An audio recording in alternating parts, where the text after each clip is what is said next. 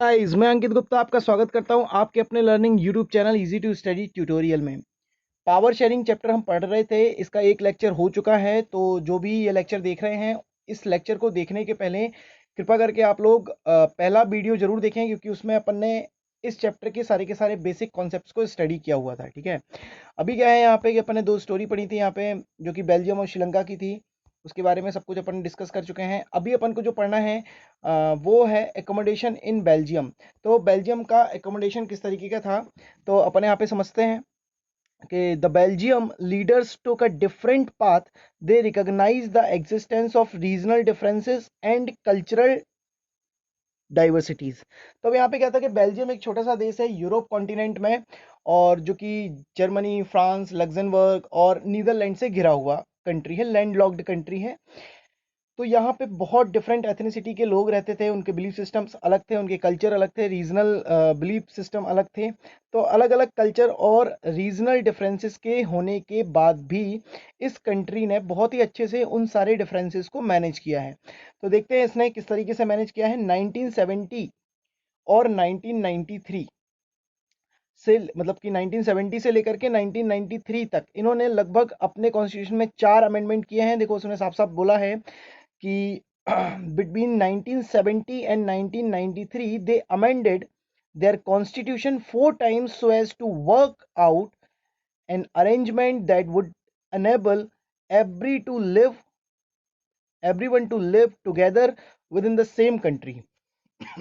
तो यहाँ में साफ साफ बोला गया है कि विद इन 23 ईयर्स इन्होंने 4 अमेंडमेंट्स करके अपने कॉन्स्टिट्यूशन को और ज़्यादा पावरफुल बनाया है और ज़्यादा एफिशिएंट बनाया है अपने कंट्री को अच्छे से रन करने के लिए। ठीक है, तो इन्होंने क्या क्या कंडीशंस को देखा, कौन कौन से डिफरेंसेस को देखा, आइडेंटिफाई किया और किस तरीके से उनका सॉल्यूशन निकाला, उसी चीज़ का स्टडी अपन को इस वीडियो में करना है और उसके आगे की स्टोरी भी अपन देखेंगे। तो देखते हैं यहाँ पे क्या हुआ है कि the arrangement they worked out in different from any other country and is very innovative। तो अब यहाँ पे क्या बोल रहा है वो, यहाँ पे ये बोल रहे हैं कि जो अरेंजमेंट थे, जो उन्होंने वर्कड आउट किए थे in different from any other country, मतलब दूसरी किसी भी कंट्री से काफ़ी अलग उनका ये वर्कआउट था। अपनी कंट्री के डिफरेंट एथनिसिटी और डिफरेंट कल्चर के होने के बाद भी इसको अरेंज करने का। ठीक है, तो इनके अरेंजमेंट काफ़ी ज़्यादा इनोवेटिव रहे किसी भी कंट्री के दूसरे कंट्री के कंपेयर में अगर देखा जाए। तो इन्होंने क्या क्या चीज़ों को आइडेंटिफाई किया वो पढ़ना है। तो इसका जो पहला पॉइंट है अपना, वो क्या है, constitution prescribes that the number of Dutch and French speaking ministers shall be equal in the central government. Some special laws required the support of majority of people or majority of members from each linguistic group. Thus no single community can make decision unilaterally. ठीक है, तो इस पूरे के पूरे point का मतलब क्या है यहाँ पे कि कॉन्स्टिट्यूशन प्रिस्क्राइब करता है इस देश का कि वो डच और फ्रेंच स्पीकिंग मिनिस्टर्स का जो नंबर होगा सेंट्रल गवर्नमेंट में वो इक्वल होगा।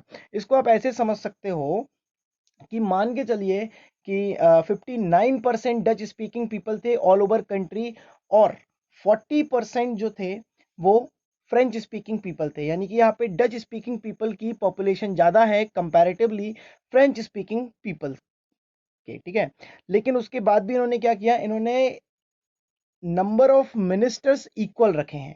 पॉपुलेशन अलग अलग होने के बाद भी इन्हें नंबर ऑफ मिनिस्टर्स सेम रखे हैं। That means French speaking ministers जो फ्रेंच स्पीकिंग पीपल को रिप्रेजेंट कर रहे हैं वो मिनिस्टर्स, और जो डच स्पीकिंग पीपल को रिप्रेजेंट कर रहे हैं वो मिनिस्टर्स के इक्वल नंबर थे। कहाँ पर, सेंट्रल गवर्नमेंट में।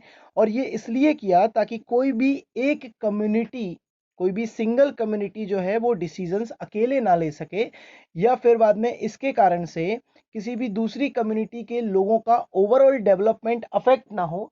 इस कारण से इन्होंने ऐसा किया।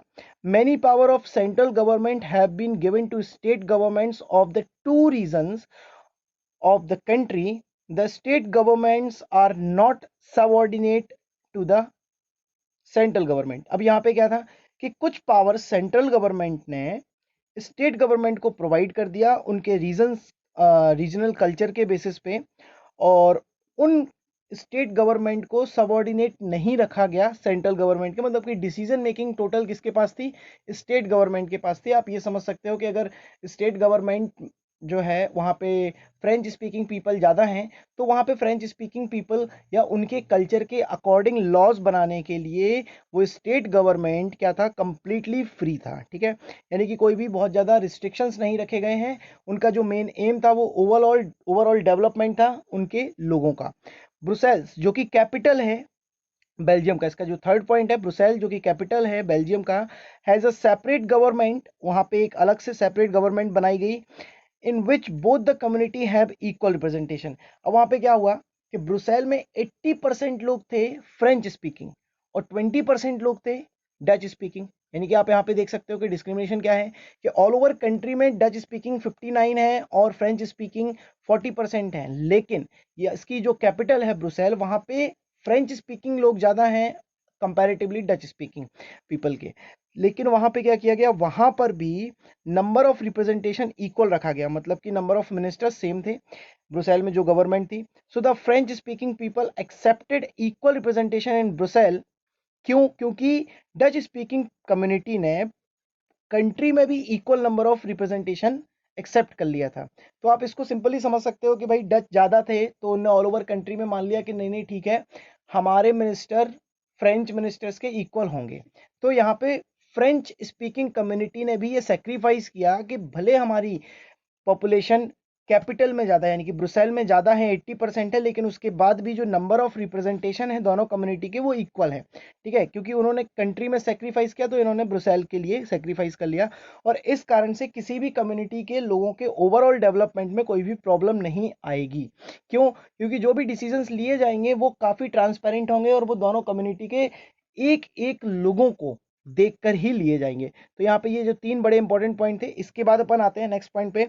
Apart from the central and the state government there is a third kind of government. ठीक है, यहाँ पे भी स्टेट और सेंट्रल गवर्नमेंट के अलावा भी थर्ड काइंड ऑफ गवर्नमेंट थी। This community government is elected by the people belonging to one language community, Dutch, French and German speaking, no matter where they live. कोई फर्क नहीं पड़ता है कि वो लोग कहाँ रह रहे हैं, मतलब कि डच स्पीकिंग, फ्रेंच स्पीकिंग या जर्मन स्पीकिंग लोग कहाँ पे रह रहे हैं, इससे कोई फर्क नहीं पड़ता है उनको।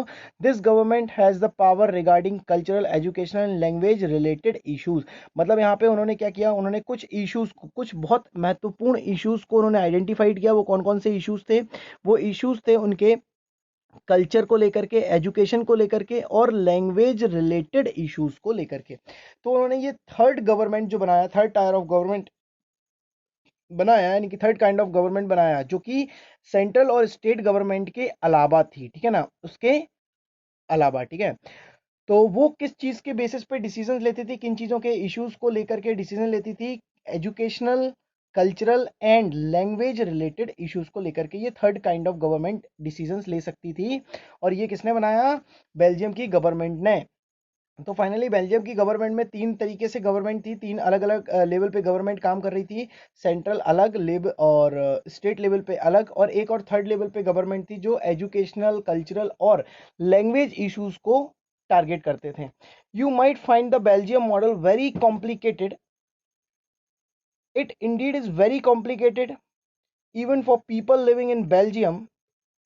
अब यहाँ पे क्या बोला उसने कि अपन को क्या लग रहा है कि यहाँ पे थ्री टायर ऑफ गवर्नमेंट्स हैं, मतलब तीन लेवल पे गवर्नमेंट काम कर रही हैं, तो काफ़ी कॉम्प्लिकेटेड मॉडल हो जाता है बेल्जियम का, और ये वास्तव में है भी।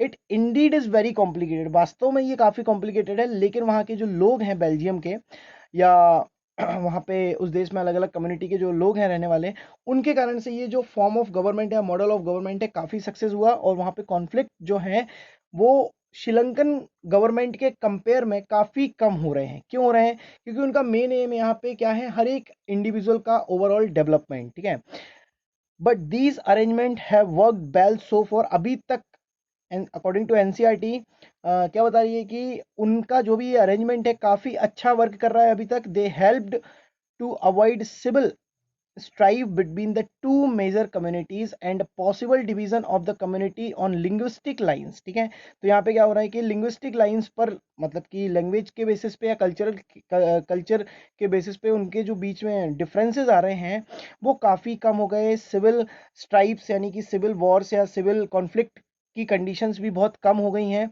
और काफ़ी अच्छा ये मॉडल वर्क कर रहा है। क्यों? क्योंकि यहाँ पे हर एक इंडिविजुअल जो है ओवरऑल डेवलप कर पा रहा है, उसको सारे के सारे राइट्स मिल पा रहे हैं और ये बिना देखे कि वो किस कम्युनिटी का या किस लैंग्वेज को मानने वाला है, किस कल्चर को फॉलो करने वाला पर्सन है। ठीक है, तो मेन उद्देश्य उन लोगों का क्या है, मेन एम क्या है, overall development of their citizens. When many countries of Europe came together to form the European Union, Brussels was chosen as its headquarter।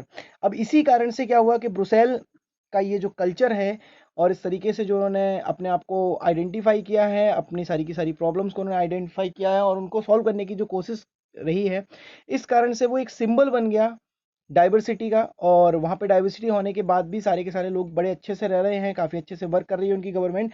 तो इस कारण से यूरोपियन यूनियन के बहुत सारी कंट्रीज के जो ऑफिसेज हैं, जो हेडक्वार्टर्स हैं, वो ब्रुसेल में बनाए गए।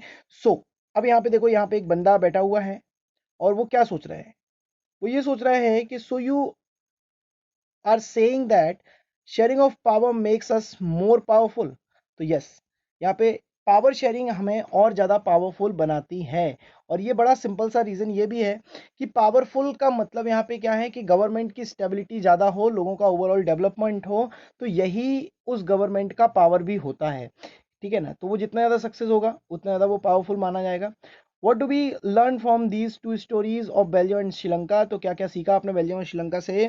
तो क्या सीखा है वो अभी अपन इसमें पढ़ेंगे तो समझ में आ जाएगा, आपको भी समझ में आ गया होगा कि श्रीलंका ने जो है वो अपनी प्रॉब्लम्स को आइडेंटिफाई नहीं किया और वो प्रॉब्लम को बढ़ाते चले गए। मतलब कि एक ही कम्युनिटी के लोग दूसरी कम्युनिटी के लोगों के ऊपर, यानी कि सिन्हाला स्पीकिंग पीपल या कम्युनिटी जो है तमिल स्पीकिंग कल्चर के ऊपर काफ़ी ज़्यादा डिस्क्रिमिनेट कर रहे हैं और उनके ऊपर धौंस जमा रहे हैं। क्यों जमा रहे हैं? क्योंकि वो नंबर में ज़्यादा हैं।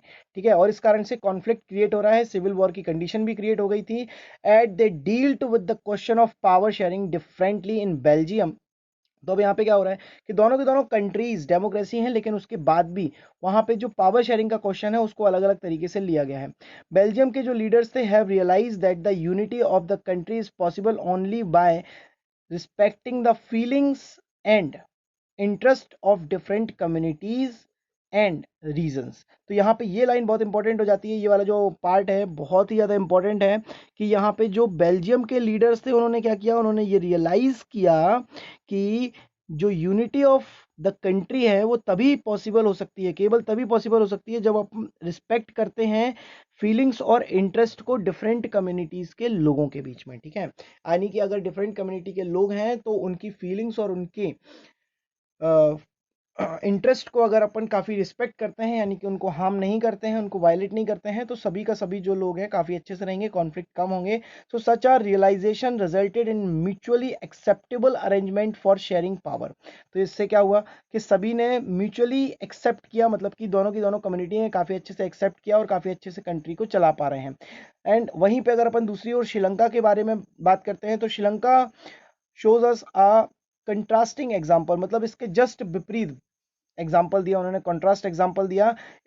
वहाँ की जो कम्युनिटी की लोग थे, यहाँ पे जो लीडर्स थे, उन्होंने मेजॉरिटी कम्युनिटी को ज़्यादा प्रेफरेंस किया है, उनके इंटरेस्ट उनकी फीलिंग्स को ज़्यादा महत्व दिया है बजाय जो उनकी माइनॉरिटी थी। ठीक है, तो माइनॉरिटी के पीपल भले ही कम हो लेकिन वो पीपल तो हैं, और अगर उनके साथ डिस्क्रिमिनेशन होता है तो कॉन्फ्लिक्ट क्रिएट होंगे और आप गवर्नमेंट को बहुत अच्छे से रन नहीं कर पाओगे। तो यहीं पे यही चीज़ इसमें भी लिखी हुई है, it shows us that if a majority community wants to force its dominance over other and refuse to share power, it can underline the unity of the country. मतलब कि यूनिटी ऑफ कंट्री वो underline हो जाती है, मतलब कि unity of country पे एक बहुत बड़ा कॉन्फ्लिक्ट क्रिएट हो सकता है कि वहाँ पे यूनिटी कम हो जाएगी। क्यों हो जाएगी? क्योंकि अगर कुछ बंदे या कुछ सिटीजन्स भी, किसी भी कंट्री के लोग कुछ सिटीजन्स के साथ भी अगर डिस्क्रिमिनेशन होता है तो इससे क्या होगा कि वो इसके अगेंस्ट कुछ ना कुछ स्ट्रगल करेंगे, अपनी ओपिनियन देंगे,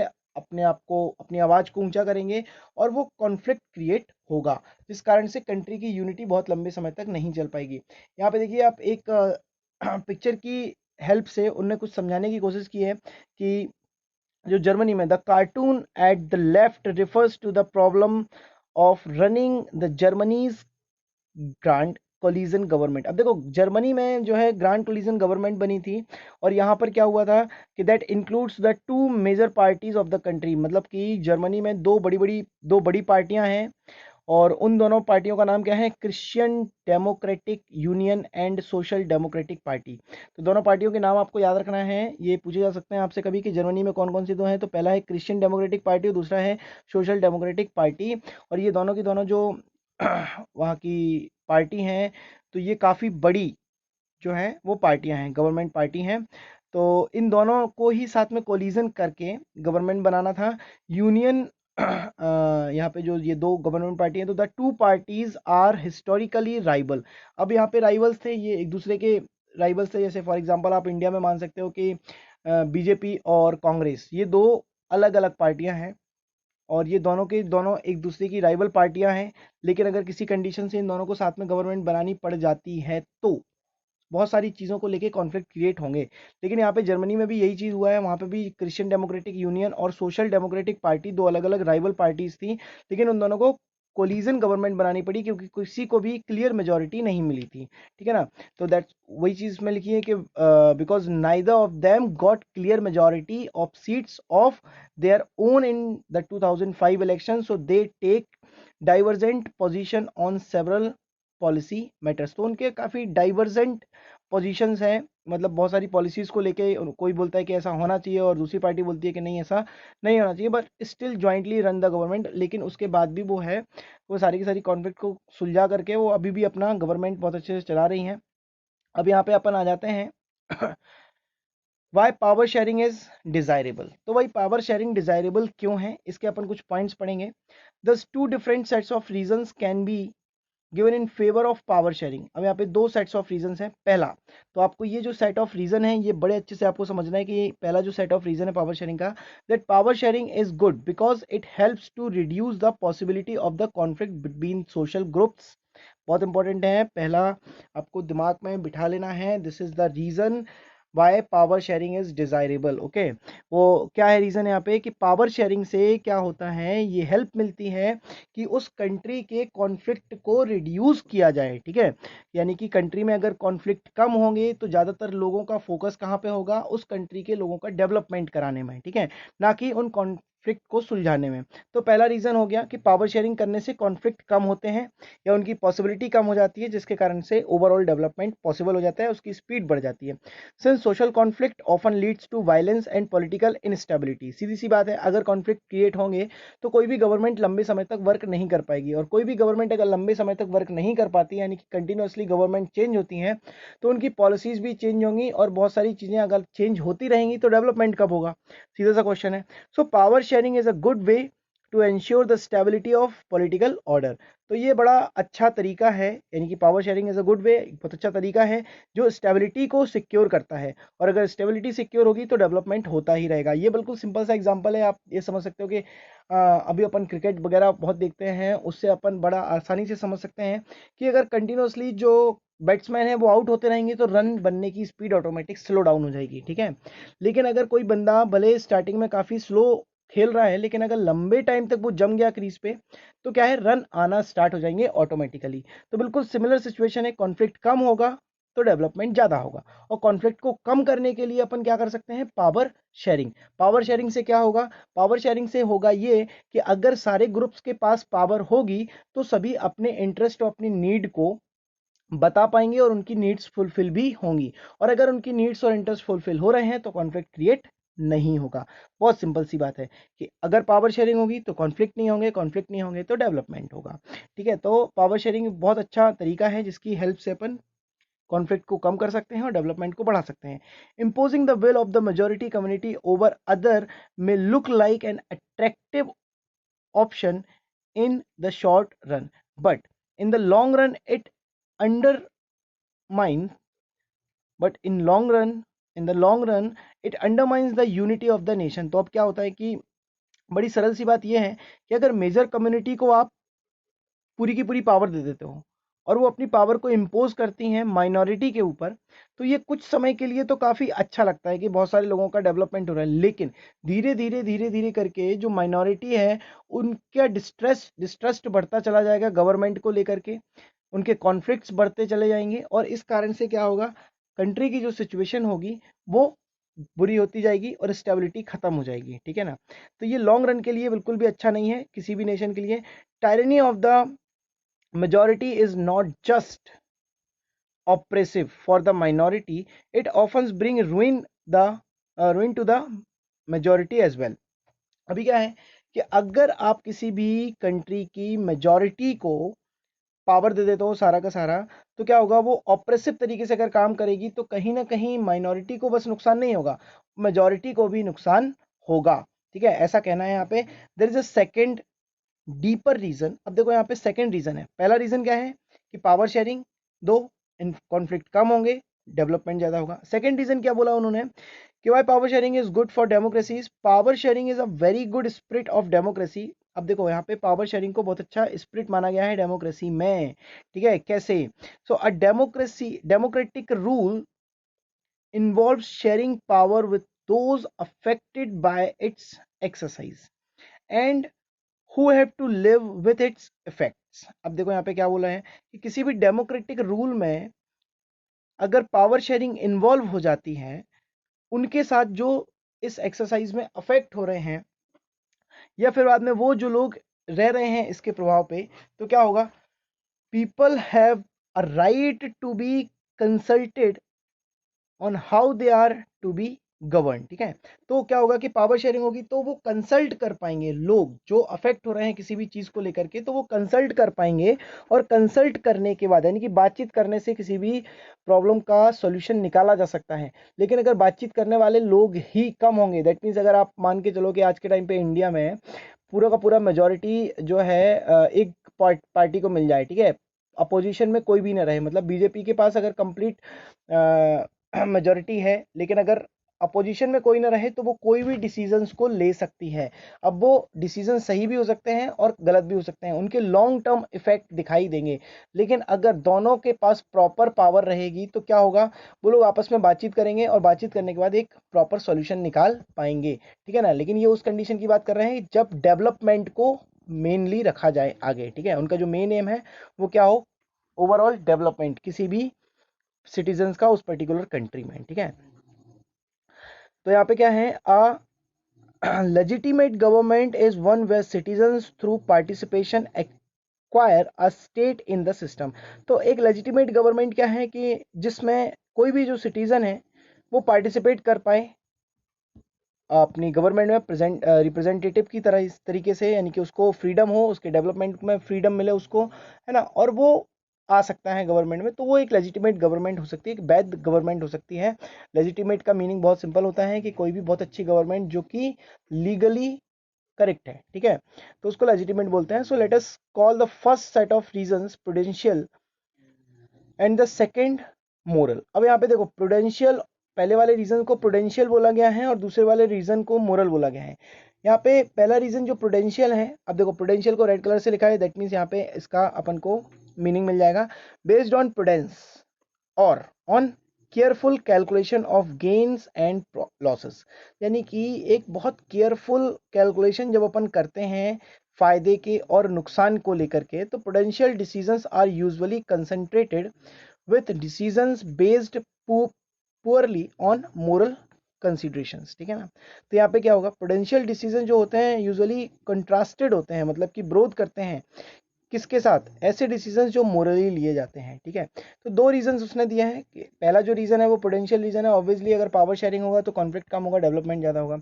दूसरा जो रीजन है वो मोरल रीजन है, और मोरल रीजन में सिंपल सी बात बोली गई है यहाँ पे कि अगर पावर शेयरिंग होती है, इन्वॉल्व होते हैं, तो सारे के सारे लोग जो अफेक्ट हो रहे हैं वो अपने ओपिनियन को रख सकते हैं और उनकी प्रॉब्लम को सॉल्व किया जा सकता है, तो भी कॉन्फ्लिक्ट कम होंगे। दोनों के दोनों मोरल, दोनों के दोनों रीजंस काफ़ी अच्छे बताए हैं। While prudential reason stress the power sharing will bring out better outcomes, moral reason emphasize the very act of power sharing is valuable। मतलब यहाँ पे क्या बोला है कि जो प्रूडेंशियल रीजन है, जो पहला रीजन है, वो पावर शेयरिंग से क्या करता है, वो काफ़ी अच्छे बेटर आउटकम्स लेके आता है। जो मोरल रीजन है वो एम्फेसाइज करता है पावर शेयरिंग को और उसकी वैल्यू को, कि बड़ा वैल्यूएबल है पावर शेयरिंग, ठीक है। अब यहाँ पे एक छोटी सी स्टोरी है, इसको आपको रीड करना है। अब यहाँ पे आ जाता है खलील्स डायलेमा। खलील एक व्यक्ति है। So as usual Vikram was driving the motor bike. अब यहाँ पे अपन को एक छोटी सी स्टोरी पढ़नी है, उसके बेसिस पे अपन कुछ चीज़ों को समझेंगे, ठीक है। तो यहाँ पे ये छोटी सी स्टोरी के माध्यम से अपन को समझाने की कोशिश की गई है। चलिए देखते हैं क्या है यहाँ पे। As usual Vikram was driving the motor bike.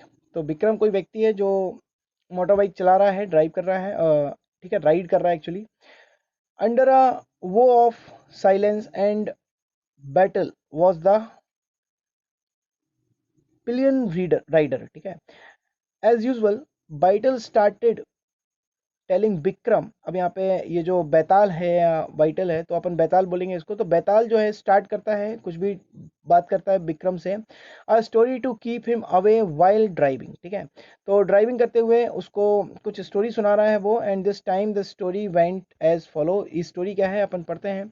In the city of Beirut the lived a man called Khalil. एक व्यक्ति था खलील, जो कि एक सिटी में रहता था। उस सिटी का नाम क्या है, बैरथ है।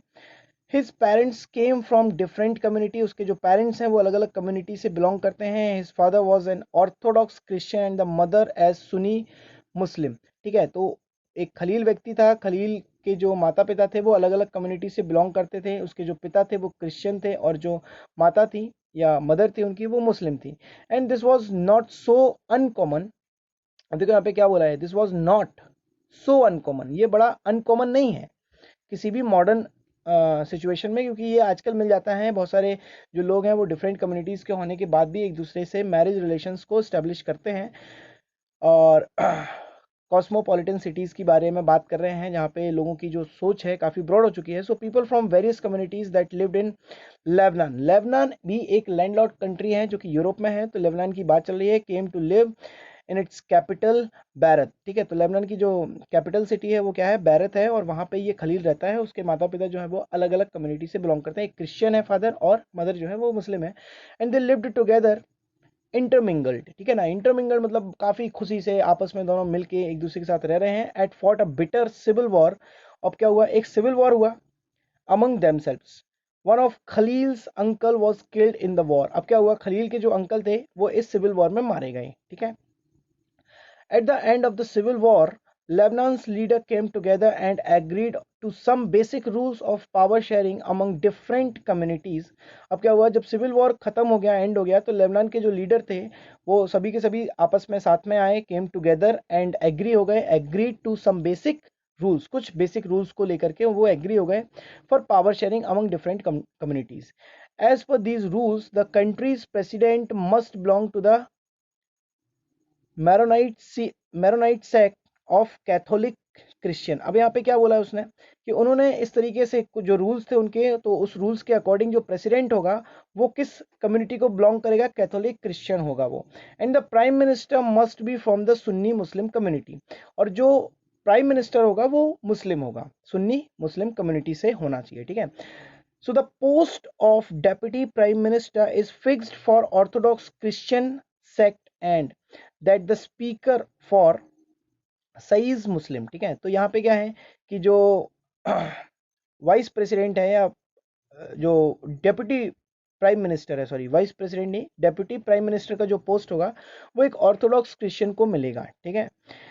And that of the speaker, जो स्पीकर होगा वो फिर से मुस्लिम होगा, सिया मुस्लिम होगा, ठीक है। सुन्नी मुस्लिम और सिया मुस्लिम, दो टाइप के मुस्लिम कम्युनिटी होती हैं। तो जो सुन्नी मुस्लिम होगा वो प्राइम मिनिस्टर होगा, और जो सिया मुस्लिम होगा वो स्पीकर होगा। जो ऑर्थोडॉक्स क्रिश्चियन होगा वो डेप्यूटी प्राइम मिनिस्टर होगा। और यहाँ पर जो प्राइम मिनिस्टर होगा वो एक Maronite sect of Catholic Christian होगा, मतलब कि वो ऑर्थोडॉक्स नहीं होगा, वो नॉर्मल कंडीशंस को मानने वाला होगा, एक वाइड थिंकर होगा, ठीक है, जो हर चीज़ को एक्सेप्ट कर लेता है बड़ी easily. So under this pact, इस रूल्स के अकॉर्डिंग, इस पैक्ट के अकॉर्डिंग क्या हुआ कि the Christians agreed not to seek French protection and the Muslim agreed not to seek unification with the neighbouring state of Syria. अब इस protection act के अकॉर्डिंग क्या हुआ कि जो क्रिश्चियन थे वो एग्री नहीं हुए, किस चीज़ को लेकर के, फ्रेंच प्रोटेक्शन को लेकर के वो एग्री नहीं हुए। और साथ में जो मुस्लिम थे वो एग्री नहीं हुए किस चीज़ को लेके, unification with the neighbour country, जो उनकी पड़ोसी देश थे सीरिया, उसको लेकर के उसके यूनिफिकेशन को लेकर के एग्री नहीं हुए। ठीक है, तो आपको समझना है यहाँ पे क्रिश्चियन किसको लेके एग्री नहीं हुए, फ्रेंच प्रोटेक्शन को लेकर के, और जो मुस्लिम है वो किसको, सीरिया को लेकर के एग्री नहीं हुए। So when the Christian Muslim came to this agreement, so they were nearly equal in population, बराबर की पॉपुलेशन थी लगभग। Both sides have continue to respect this agreement through now the Muslim are in clear majority. अब क्या हो गया कि मुस्लिम के पास क्लियर मेजोरिटी आ गई। So Khalil does not like this system one bit, वो बिल्कुल भी पसंद नहीं कर रहा था इस सिस्टम को Khalil. So he is a popular man with political ambition, और वो एक एम्बिशियस पर्सन था, पॉलिटिकल एम्बिशंस उसके काफ़ी अच्छे थे, पॉपुलर व्यक्ति था वहाँ पे।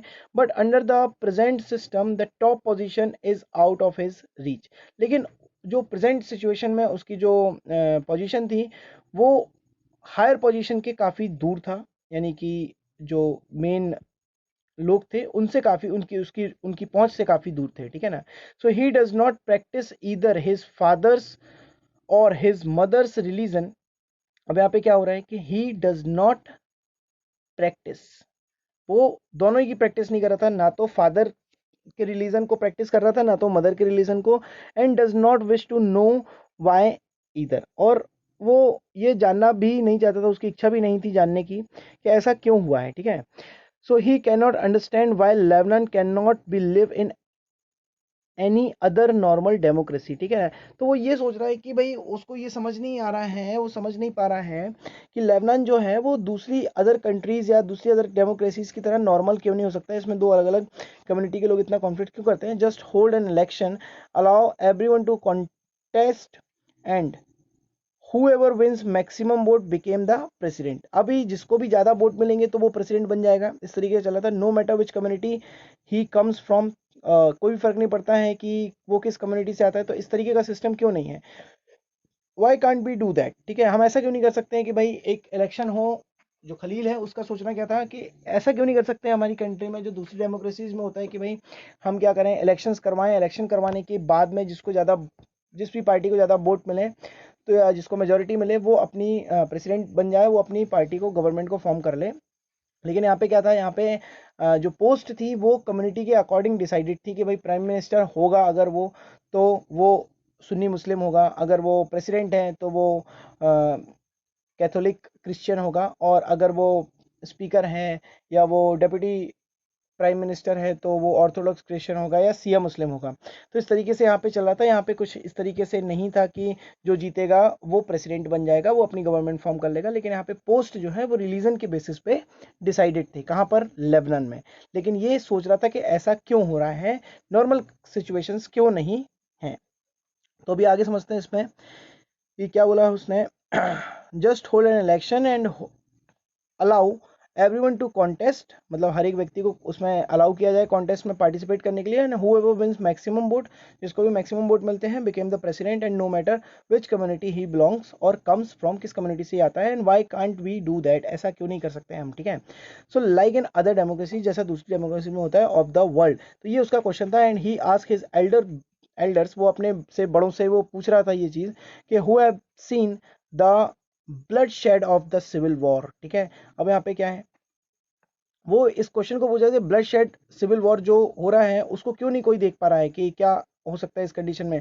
Tell him that the present system is the best guarantee for peace, है ना। तो वो पूछ रहा है कि भाई कौन इसका जिम्मेदार होगा, कि मतलब इस पर्टिकुलर सिस्टम में कौन गारंटी लेता है पीस की, शांति की, कि लड़ाई नहीं होगी, सिविल वॉर नहीं होगा, हम लोग इस ब्लड शेड सिविल वॉर से बच जाएंगे। So the story was not finished but they had reach the TV tower where they stopped everyone। अब क्या हो रहा था यहाँ पे, ये जो बैताल था वो कहानी सुना रहा था, किसको सुना रहा था, विक्रम को। और यहाँ पे ये स्टोरी खत्म नहीं होती है, यहाँ पे जो है but they had reach the TV tower where they stopped every day, हमेशा जहाँ पे रुका करते थे। And Baital wrapped up quickly and posed his customary question to the Vikram. अब उसने क्या किया, विक्रम से पूछा question, if you had the power to rewrite the rules in Lebanon what would you do. तो उसने बोला कि अगर तुमको ये ताकत दी जाए, ये राइट दिया जाए कि आपको लेबनान के दोबारा से रूल्स बनाने हैं, तो आप क्या करोगे। Would you adopt the regular rules followed everywhere as Khalil suggested, मतलब कि अगर आपको ताकत मिलती है तो क्या आप खलील की थिंकिंग के साथ जाओगे कि जैसे वो बोल रहा था कि सारी कंट्रीज में जैसा हो रहा है वैसा करोगे, या फिर और stick to the old rules, या फिर आप अपने जो पुराने रूल्स हैं वहाँ के उनसे ही चिपके रहोगे, उनको ही फॉलो करते रहोगे, और टू डू समथिंग एल्स, या इसके अलावा कुछ करोगे। So Betal did not forget to remind Vikram of their basic pact, ठीक है ना।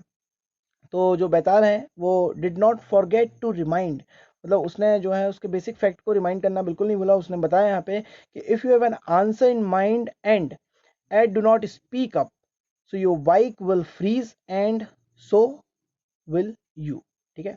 तो अगर अब तुम ऐसा नहीं करोगे तो आपकी जो बाइक है वो फ्रीज हो जाएगी, बेताल कह रहा है। तो ये विक्रम और बेताल की एक बहुत पुरानी सी जो स्टोरी है हमारे इंडियन कल्चर में, उसके बारे में एक एग्जांपल लेकर उन्होंने बताया कि बेताल ने एक पूरी की पूरी कहानी सुनाई विक्रम को, और उसके बाद एक क्वेश्चन पूछा और उससे बोला कि अगर तुम्हारे पास आंसर है और उसके बाद भी अगर तुम नहीं बोलोगे जो भी तुम्हारे मन में आंसर है तो उससे गड़बड़ हो जाएगी, ठीक है। तो अब यहाँ पे बोला है कि कैन यू, अब यहाँ पे क्वेश्चन है can you help poor Vikram in answering Betal, तो क्या आप इसकी मदद कर सकते हो। तो आप क्या होगे, आप भी इस बारे में सोचिए कि क्या करोगे, क्या होना चाहिए, ठीक है ना, उस पर्टिकुलर कंडीशन में।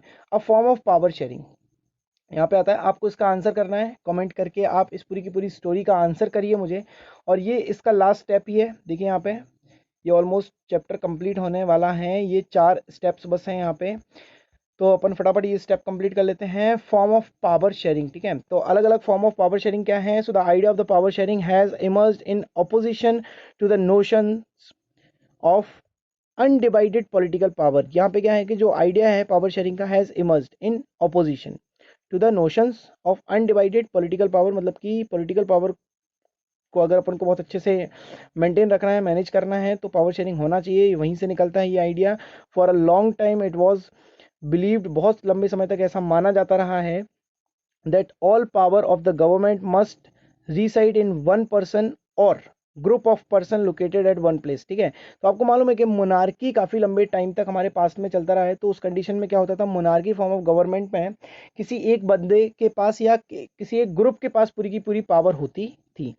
It was felt that if the power to decide is disparate, it would not be possible to take quick decisions and to enforce them।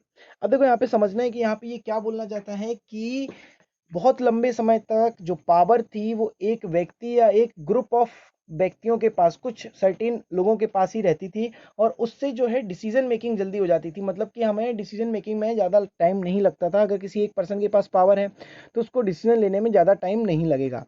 लेकिन but these notions have changed with the emergence of democracy, लेकिन जैसे ही democracy आई तो इस प्रकार के जो विचार हैं, इस प्रकार के जो नोशंस हैं, हैव चेंज्ड, वो बदल गए।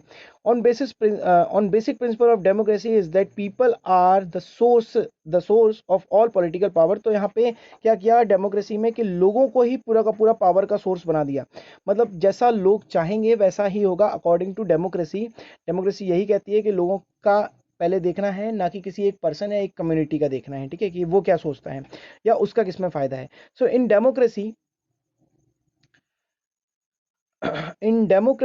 Democracy people rule themselves through institutions of self government. अब देखो क्या हो रहा है कि डेमोक्रेसी में लोगों का जो रूल चलता है देमसेल्व्स, खुद के ऊपर या उनके ऊपर, through institutions of self government, यानी कि सेल्फ गवर्नमेंट के इंस्टीट्यूशन की हेल्प से लोगों के द्वारा यानी कि गवर्नमेंट बनाई जाती है, और वो गवर्नमेंट जो है लोगों की ही होती है और लोगों के ऊपर कंट्रोल करती है। तो उस तरीके का एक इंस्टीट्यूशन बनता है और वहाँ पे रूल किया जाता है, ठीक है। So is a in a good democratic government, due respect is given to diverse group and views that exist in a society। सीधी सी बात है, अगर एक बहुत अच्छी डेमोक्रेटिक गवर्नमेंट है तो उसमें क्या होगा, उसमें सभी के व्यूज़ को, डाइवर्स ग्रुप होंगे और सभी के व्यूज़ को प्रॉपर तरीके से रिस्पेक्ट दिया जाएगा वहाँ पे सोसाइटी में जितने भी व्यूज़ होते हैं। And everyone has a voice, और सबके पास अपनी एक आवाज़ होगी, अपना एक ओपिनियन रखने का राइट होगा। In the shaping of the public policies को शेप करने के लिए उनके पास एक राइट होगा कि भाई ऐसा होना चाहिए, ऐसा होना चाहिए, सभी अपने ओपिनियन दे पाएंगे। जैसा कि इंडिया में आप देख पाओगे कि गवर्नमेंट अगर कोई भी डिसीजन लेती है तो उसके साइड में और उसके अगेंस्ट में दोनों ही तरीके के व्यूज़ निकल के आते हैं, और उससे कुछ कंक्लूजन्स निकाले जाते हैं, हमेशा कुछ प्रॉज और कॉन्स होते हैं हर चीज़ के। So therefore it follows that in a democracy political power should be distributed among as many citizens as possible. ठीक है, तो जितने ज़्यादा से ज़्यादा लोगों में ये पावर शेयर किया जाए, ये उसका एक बेसिक कॉन्सेप्ट है, बेसिक फंडा है डेमोक्रेसी का। So in modern democracies power sharing arrangement can take many forms, अलग अलग तरीके से दे सकते हैं। ठीक है, तो ये जो चारों के चारों जो पॉइंट है बहुत ही इंपॉर्टेंट है आपके लिए, तो बहुत ध्यान से सुनिएगा और इसको देखना है अपन को कि power is shared among different organ of government such as legislature, executive, judiciary. इसको मैंने बहुत अच्छे से डिस्कस किया था फर्स्ट वीडियो में, तो आप उसको जाके देख सकते हैं कि जो पहला फॉर्म ऑफ गवर्नमेंट है पावर शेयरिंग का, जो पहला तरीका है उसमें क्या करते हैं कि गवर्नमेंट के डिफरेंट ऑर्गन्स को पावर को डिस्ट्रीब्यूट कर दिया जाता है। और डिफरेंट ऑर्गन्स क्या हो सकते हैं? Legislature, executive and judiciary. So let us call this historical distribution of the power because it allows different organs of government placed at the same level to exercise different powers। तो यहाँ पे क्या है कि एग्जीक्यूटिव, लेजिस्लेचर और judiciary same level पर है। ठीक है, यानी कि ये हॉरिजॉन्टल पावर डिस्ट्रीब्यूशन है। आपको यहाँ पे दो टाइप के डिस्ट्रीब्यूशन समझने हैं, हॉरिजॉन्टल और वर्टिकल। ठीक है, तो ये हॉरिजॉन्टल पावर शेयरिंग है, legislature, executive and judiciary. So let us call his historical distribution of the power because it allows different organs of government placed at the same level to exercise different powers. So such a separation ensure that none of the organ can exercise ultimate power। मतलब कि ये जो तीनों के तीनों organ है government के, legislature हो, एग्जीक्यूटिव हो या जुडिशरी हो, ये तीनों के तीनों हॉरिजॉन्टल डिस्ट्रीब्यूशन पावर शेयरिंग है और इनमें से किसी के पास भी अल्टीमेट पावर्स नहीं है ना। हमेशा जैसे आप यहाँ पे एक एग्जांपल मान सकते हो कि पार्लियामेंट अगर कोई लॉ बनाती है, इंडिया में पार्लियामेंट अगर कोई लॉ बनाती है और गवर्नमेंट और जुडिशरी को लगता है कि ये जो लॉ इन्होंने बनाया है वो लोगों के लिए, सिटीजन्स के लिए फ़ायदेमंद नहीं होगा, इन फ्यूचर प्रॉब्लम हो सकती है, तो वो उसको क्या कर सकते हैं? अकॉर्डिंग टू कॉन्स्टिट्यूशन उसको नल इनवाइड कर सकते हैं, यानी कि उसको हटा सकते हैं। और वहीं पे अगर जुडिशरी कोई फैसला देती है तो जो पार्लियामेंट है वहां पर एक छोटा सा एक्ट पास करा करके उसके डिसीजन को नल इनवाइड किया जा सकता है। और ऐसा रियल में हुआ भी है। लास्ट टाइम पे ही आप देख पाओगे कि अभी जो SC/ST एक्ट के ऊपर जो सुप्रीम कोर्ट ने फैसला दिया था, जो भी उनका वर्डिक्ट था, उसको कैंसिल कर दिया एक छोटा सा एक्ट ला करके गवर्नमेंट ने। ठीक है, पार्लियामेंट में। तो बिल्कुल ऐसा हो सकता है कि यहाँ पे किसी के पास भी अल्टीमेट पावर नहीं है, दोनों एक दूसरे के पावर या जो उनके डिसीजंस हैं उनको ख़त्म कर सकते हैं, नल इनवाइड कर सकते हैं अगर उनको फ्यूचर में कोई प्रॉब्लम दिखती है तो। और ये बहुत ही अच्छा एक सिस्टम है हॉरिजॉन्टल पावर शेयरिंग का। ठीक है, and this result in the balance of power among various institution. और ये क्या करता है कि अलग अलग वेरियस इंस्टीट्यूशन की पावर में बैलेंस क्रिएट करता है पावर शेयरिंग में।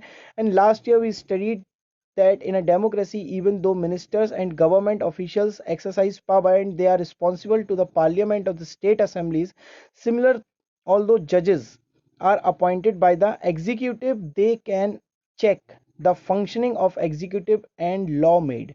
ठीक है, मतलब कि जुडिशरी को कौन अपॉइंट करता है या कौन उनको लाता है, वो एग्जीक्यूटिव है। और जुडिशरी के पास ये ताकत होती है कि जो एग्जीक्यूटिव और ये जो लॉ मेकर्स हैं, यानी कि जो लेजिस्लेचर है, अगर वो कुछ भी डिसीजंस लेती है, गलत लेती है, तो उसको चेक कर सकते हैं। उनके पास चेक करने की पावर होती है, उनको चेंज करने की भी पावर होती है, उनको रोक भी सकते हैं। ठीक है, तो फंक्शनिंग ऑफ एग्जीक्यूटिव यहाँ पे लिखा हुआ है they can check the functioning of executive और law made by the legislature and this arrangement is called system of check and balance. This is the important line, the arrangement of check and balance. इसको explain करने के लिए आपके ऊपर question आ सकता है कि एक्सप्लेन और describe the system of check and balance, ये क्या होता है? तो आपको बड़ा सरल सा आंसर कर देना है कि ये एक फॉर्म ऑफ पावर शेयरिंग है जिसमें किसी भी गवर्नमेंट की पावर को उसके डिफरेंट ऑर्गन्स में हॉरिजॉन्टली डिस्ट्रीब्यूट कर दिया जाता है। और वो ऑर्गन्स क्या हैं? Executive, legislature and judiciary. Legislature और एग्जीक्यूटिव के काम को चेक करने का पावर किसके पास होता है? जुडिशरी के पास होता है। जुडिशरी को कौन अपॉइंट करता है? एग्जीक्यूटिव करता है, और वो उसको चेक कर सकता है। And this system is called check and balance system. ठीक है, power can be shared among government at different levels. अब देखो, पावर शेयरिंग गवर्नमेंट के ऑर्गन्स के बीच में कर दिया, ये हॉरिजॉन्टल पावर शेयरिंग हो गया। और एक वर्टिकल पावर शेयरिंग होता है, वो क्या होता है कि लाइक सेंट्रल गवर्नमेंट, उसके नीचे स्टेट गवर्नमेंट, उसके नीचे पंचायती राज। ठीक है, और बेल्जियम में भी आपने देखा कि सेंट्रल गवर्नमेंट, उसके नीचे स्टेट गवर्नमेंट, और एक थर्ड काइंड ऑफ गवर्नमेंट भी थी जो लैंग्वेज, कल्चर, और एजुकेशन के इश्यूज को हैंडल करती थी, ठीक है। तो यहाँ पर क्या हो रहा है कि a general government for the entire country and governments at the provisions and regional levels. तो देखो ये आ गया, रीजनल लेवल या प्रोविंशियल गवर्नमेंट क्या हो गए, स्टेट गवर्नमेंट्स हो गए। So such a general government for the entire country is usually called federal government, ठीक है। जैसे इंडिया में जो सेंट्रल गवर्नमेंट है उसको आप फेडरल गवर्नमेंट कह सकते हो, यानी कि सारी की सारी कंट्री के सभी स्टेट के लिए वो लॉज बना सकती है बहुत सारे, और कुछ पावर जो है वो लॉज को उसने प्रोवाइड, स्टेट्स को उसने प्रोवाइड कर दिया है कि स्टेट भी इन पर्टिकुलर सब्जेक्ट्स के ऊपर पावर जो लॉज बना सकते हैं। So in India we refers to it as the central government और द यूनियन गवर्नमेंट, यानी कि जो फेडरल गवर्नमेंट है उसको आप क्या बोल सकते हो इंडिया में, सेंट्रल गवर्नमेंट या union government. And the government at the provincial और the regional level is called the are called the different names in different countries. अलग अलग कंट्रीज में इसके अलग अलग नाम है। इंडिया की अगर अपन बात करें, सो we call them state government, and this system is not followed in all countries. ये पूरा का पूरा जो सिस्टम है सभी की सभी कंट्रीज में फॉलो नहीं होता है। There are many countries where there are no provincial और the state government, but in those countries like our, हमारी कंट्री की तरह उसमें ऐसा नहीं होता है। Where there are different level of government, the constitution clearly lays down, मतलब उनके कॉन्स्टिट्यूशन में क्लियरली लिखा हुआ होता है कि power of the different level of government, मतलब कि अलग अलग लेवल ऑफ गवर्नमेंट की पावर्स क्या क्या होंगी। And this is what did in Belgium, जैसा कि बेल्जियम में किया गया था, ठीक है। बेल्जियम के कॉन्स्टिट्यूशन में 1970 से लेकर के 1993 तक लगभग 4 अमेंडमेंट किए गए और उसमें ये बताया गया कि किस गवर्नमेंट को क्या क्या पावर होगी, ठीक है।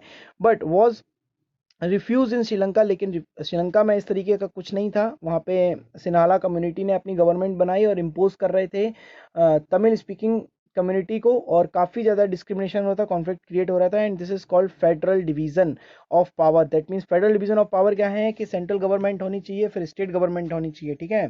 तो अपने इंडिया में भी जो फेडरल फॉर्म ऑफ गवर्नमेंट है वो इसी तरीके से काम करती है। And the same principle can extend it to levels of government lower than the state government, such as the municipalities and पंचायती राज। सो जैसे कि आप अपने इंडिया में देख पाओगे कि सबसे ऊपर जो है सेंट्रल गवर्नमेंट है, उसके नीचे स्टेट गवर्नमेंट्स हैं, और स्टेट गवर्नमेंट्स के अंदर भी कुछ पंचायती और म्यूनिसिपल कम्युनिटीज़ के थर्ड टायर ऑफ गवर्नमेंट भी काम करते हैं। So let us call division of power involving higher to lower level of government vertical division. इसको क्या बोल सकते हैं आप, वर्टिकल डिवीजन बोल सकते हो पावर शेयरिंग का। And we shall study these at some length in the next chapter, मतलब कि अपन नेक्स्ट चैप्टर में इसको बहुत अच्छे से देखेंगे, डाइवर्सिटी पावर शेयरिंग के वर्टिकल डिवीजन को। अब यहाँ पे आता है थर्ड तरीके का पावर शेयरिंग। पावर में also be shared among different social groups. अब अलग अलग सोशल ग्रुप में भी पावर को शेयर किया जा सकता है, such as religious and linguistic groups. अब ऐसे ये ग्रुप्स कौन से हो सकते हैं, रिलीजियस और लिंग्विस्टिक ग्रुप्स में भी पावर शेयरिंग की जा सकती है। Community government in Belgium is a good example of this arrangement. अब देखो यहाँ पे क्या होता है कि बेल्जियम में क्या था, फ्रेंच स्पीकिंग लोग थे, डच स्पीकिंग लोग थे। तो फ्रेंच स्पीकिंग लोग और डच स्पीकिंग लोगों के बेसिस पे वहाँ पे मिनिस्टर्स को अपॉइंट किया जाता था कि भाई अगर अपन को 100 मिनिस्टर्स को अपॉइंट करना है तो 50 मिनिस्टर्स फ्रेंच स्पीकिंग होंगे और 50 मिनिस्टर डच स्पीकिंग होंगे। लेकिन इंडिया में ऐसा अरेंजमेंट नहीं होता है। यहाँ पे तो जो जीतेगा उसको ही मिल जाएगा, और डजेंट मैटर कि भाई वो किस कम्युनिटी का या किस लिंग्विस्टिक या किस रिलीजियस को मानने वाला पर्सन है, ठीक है। तो बेल्जियम में ऐसा होता है, यानी कि कम्युनिटी यानी कि रिलीजियस और लिंग्विस्टिक के बेसिस पे पावर शेयरिंग होती है। बेल्जियम इसका एक एग्जांपल है।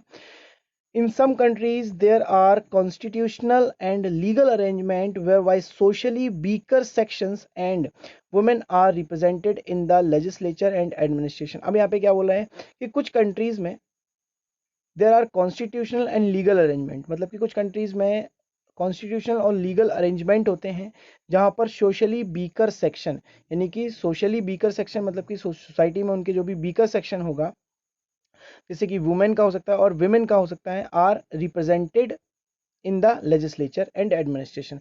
तो वहाँ के जो बीकर सेक्शन होंगे उनको रिप्रेजेंटेशन का मौका दिया जाएगा ताकि उनके जो इंटरेस्ट हैं, उनकी जो फीलिंग्स हैं, उनकी जो नीड्स हैं वो प्रॉपर तरीके से फुलफिल हो सकें और उनको रिप्रेजेंटेशन भी मिले, उनको एक वॉइस दे सकें अपन।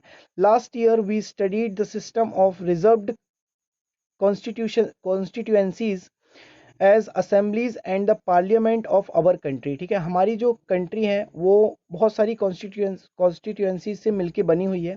मतलब हमारे कॉन्स्टिट्यूएंसीज का मतलब क्या होता है कि एक पर्टिकुलर एरिया को एक कॉन्स्टिट्यूएंसी बोला जाता है। ठीक है, तो किसी भी कंट्री में बहुत सारी कॉन्स्टिट्यूएंसीज हो सकती हैं। आपको कमेंट करके बताना है कि इंडिया में कुल मिला के कितनी कॉन्स्टिट्यूएंसीज हैं, मतलब कि कितनी जगह से सीटें हैं लोकसभा में, और कितने मेंबर राज्यसभा में बैठते हैं, और हर एक मेंबर एक कॉन्स्टिट्यूएंसी का रिप्रेजेंटेशन होता है, रिप्रेजेंटेटिव होता है। ठीक है, so this type of arrangement is meant to give space in the government and administration to diverse social group who otherwise would feel alienated। ठीक है ना, फ्रॉम द गवर्नमेंट। तो ये टाइप का जो गवर्नमेंट होता है वो क्या करता है कि डाइवर्स सोशल ग्रुप्स को एक स्पेस प्रोवाइड करता है ताकि उनको भी ओवरऑल डेवलप करने का मौका मिल सके, वहाँ पे कॉन्फ्लिक्ट कम किए जा सकें। ठीक है ना, और नहीं तो अगर ऐसा नहीं होगा तो उनको एक अलाइनमेंट टाइप का फील होगा कि लाइक हमको तो दरकिनार कर दिया गया है, अलग कर दिया गया है। And this method is used give minority communities a fair share is power. ठीक है ना, तो इससे क्या होता है कि माइनॉरिटी कम्युनिटी को एक फेयर शेयर मिलता है, मतलब एक फेयर ग्रुप मिल जाता है, फिर नंबर में उनका रिप्रेजेंटेशन मिल जाता है, सो दैट वो अपनी वॉइस को गवर्नमेंट तक पहुंचा सके और उनके साथ डिस्क्रिमिनेशन ना हो। सेकेंड यूनिट में अपन इस चीज़ को डिस्कस करेंगे। ठीक है, बहुत अच्छे से। फिर यहाँ पे सोशल डाइवर्सिटीज के चैप्टर में। ठीक है ना, अब यहाँ पे आता है फोर्थ और last, power sharing arrangements can also be seen in the way political parties, pressure groups and movements. अब यहाँ पे भी पावर शेयरिंग हो सकती है। कैसे?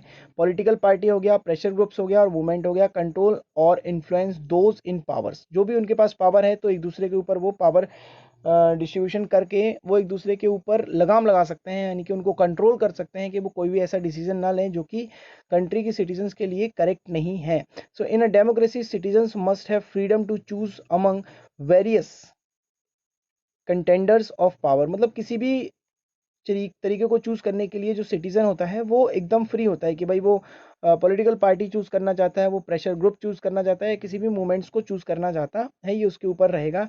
इन कंटेम्प्रेरी डेमोक्रेसीज, मतलब कि जो कंटेम्प्रेरी डेमोक्रेसीज थी, this takes the form of composition competition among different parties. Such competition ensure that power does not remain in one hand।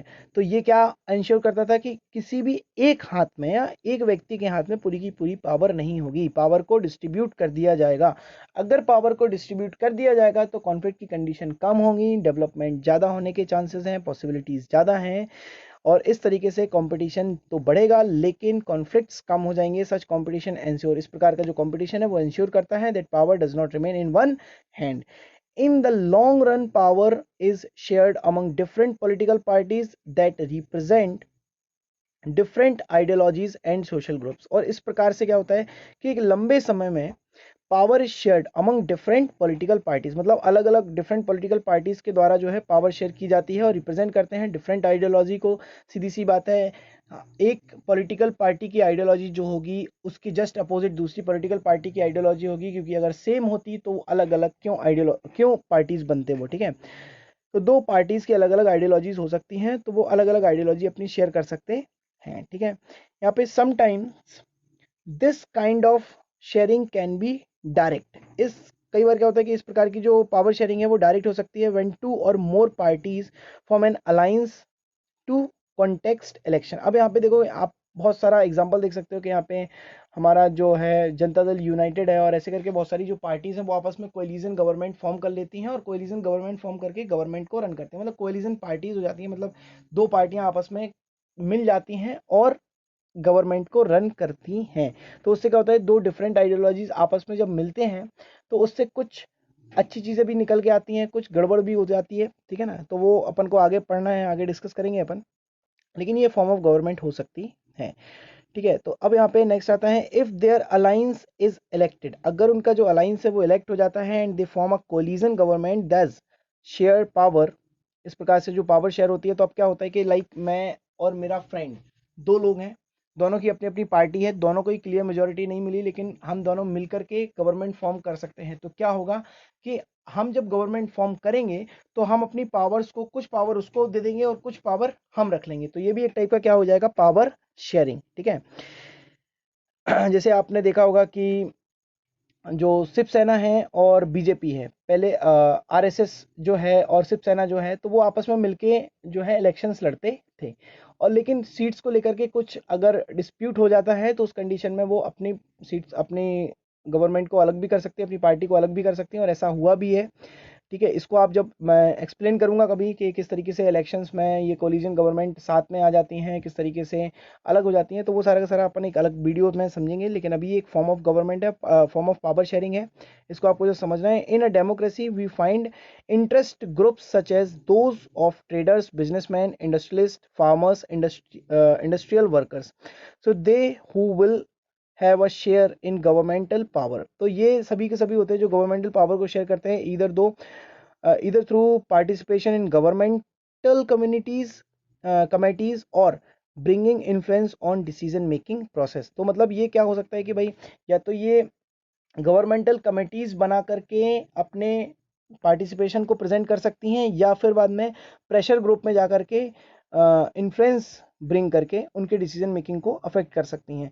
So finally upon third unit में इन सारी चीज़ों का स्टडी करेंगे। तो अभी अपन ने जो यहाँ पे समझा, क्या समझा कि पावर शेयरिंग क्या होता है, ये क्यों जरूरी है, और कितने टाइप का पावर शेयरिंग हो सकता है। यहाँ पे वर्टिकल डिवीजन अपन ने पढ़ा, वर्टिकल डिवीजन में स्टेट, सेंट्रल और पंचायती राज पढ़े। अपन ने हॉरिजॉन्टल डिस्ट्रीब्यूशन पढ़ा, अपन ने लेजिस्लेचर, एग्जीक्यूटिव और लेजिस्लेचर पढ़ा है, जुडिशरी पढ़ा हुआ है। उसके अलावा अपन ने बेल्जियम का यानी कि कम्युनिटी के बेसिस पे भी, लिंग्विस्टिक और सोशल या रिलीजियस बेसिस पे भी पावर शेयरिंग पढ़ा है, और कुछ ग्रुप्स को लेकर भी पावर शेयरिंग पढ़ा हुआ है। ठीक है, और दो कंट्रीज की अलग अलग सिचुएशंस पढ़ी। तो this is the whole chapter, the democratic politics का फर्स्ट जो चैप्टर था पावर शेयरिंग, इस तरीके से ये कंप्लीट होता है। इसके आपको जो क्वेश्चंस हैं, इन क्वेश्चंस के लिए भी अपन एक वीडियो अलग से रखेंगे, लेकिन अभी के लिए ये कंप्लीट होता है। पूरा चैप्टर हो चुका है, आपको बहुत अच्छे से इसको जस्ट सुनना है, रीड करना है एनसीईआरटी से, और इस वीडियोस को कई बार रिप्ले करके देखना है। उससे क्या होगा कि आपका एक कॉन्सेप्चुअल क्लैरिटी होगा, और आप डेमोक्रेसी को बहुत अच्छे से समझ पाओगे कि किस तरीके से पावर शेयरिंग हो करके या करके अपन किसी भी कंट्री की पावर को बढ़ा सकते हैं, यानी कि उसमें कॉन्फ्लिक्ट कम कर सकते हैं। ठीक है, तो चलिए आज के लिए इतना काफ़ी है, अब मैं आपसे विदा चाहूँगा। बाय बाय, धन्यवाद।